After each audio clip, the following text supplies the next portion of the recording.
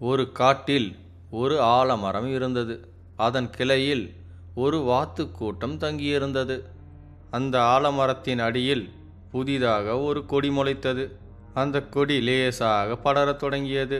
அதை கண்ட ஒரு கிழட்டு வாத்து மற்ற வாத்துகளை பார்த்து, இந்த கொடி மரத்தை பற்றி கொண்டு சுற்றி படருமானால் நமக்கு ஆபத்து ஏற்படும். யாராவது இதை பிடித்து கொண்டு மரத்தின் மேல் ஏறி வந்து நம்மை பிடித்து கொன்று விடக்கூடும். இப்பொழுதே நாம் இந்த கொடியை வேரோடு பிடுங்கி எறிந்து விட வேண்டும் என்று சொன்னது. ஆனால் மற்ற வாத்துகள் அந்த கிழட்டு வாத்தின் பேச்சை மதிக்கவில்லை. இது என்ன வேலையற்ற வேலை என்று அலட்சியமாக பேசிவிட்டு அதை பற்றி கவலைப்படாமலேயே இருந்து விட்டன. அந்த கொடியோ நாளுக்கு நாள் வளர்ந்து பெரிதாக நீண்டு மரத்தை சுற்றி படர்ந்தது. ஒரு நாள் எல்லா வாத்துக்களும் இரை தேடப் போயிருந்தன. அப்பொழுது அந்த வழியாக வந்த ஒரு வேடன் அந்த வாத்துக்களை பிடிக்க நினைத்தான். மரத்தை சுற்றி படர்ந்திருந்த கொடியை பிடித்து கொண்டு மிக எளிதாக அதன் மேல் ஏறினான். ஏறி கண்ணி வைத்துவிட்டு இறங்கி சென்று விட்டான். இரை உண்டும் விளையாடியும் திரும்பிய வாத்துகள் எதிர்பாராமல் அந்த கண்ணியில் சிக்கி கொண்டன. கிழட்டு வாத்து மற்ற வாத்துகளை பார்த்து, நான் சொன்னதை கேட்காததால் இவ்வாறு அகப்பட்டு கொள்ள நேர்ந்தது. இனி எல்லோரும் சாக வேண்டியதுதான் என்று சொன்னது. மற்ற வாத்துகள் எல்லாம் அந்த கிழட்டு வாத்தை நோக்கி, ஐயா பெரியவரே, ஆபத்துக்கு நீங்கள் தான் அடைக்கலம். இனி என்ன செய்ய வேண்டும் என்று நீங்கள் தான் சொல்ல வேண்டும்.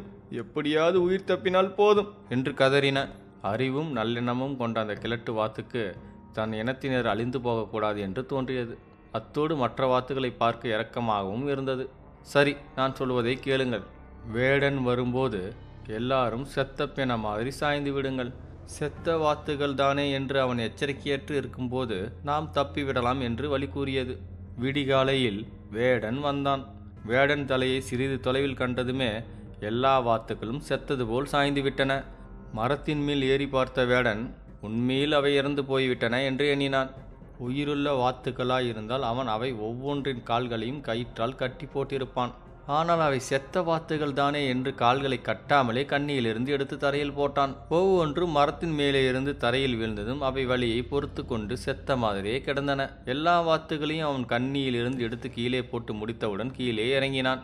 அவன் பாதி வழி இறங்கும் போதே கிழட்டு வாத்து குறிப்பு காட்டியது. உடனே எல்லா வாத்துகளும் படபடவென்று அடித்துக்கொண்டு பறந்து மரத்தின் மேல் ஏறிக்கொண்டன. வேடன் ஏமாற்றத்துடன் திரும்பிச் சென்றான். அனுபவமும் நல்லறிவும் நல்லெண்ணமும் உள்ள பெரியவர் சொல்லுக்கு கீழ்ப்படிந்து நடந்தால் எப்போதும் நன்மை உண்டு என்பதை இந்த கதை நமக்கு உணர்த்துகிறது. நன்றி.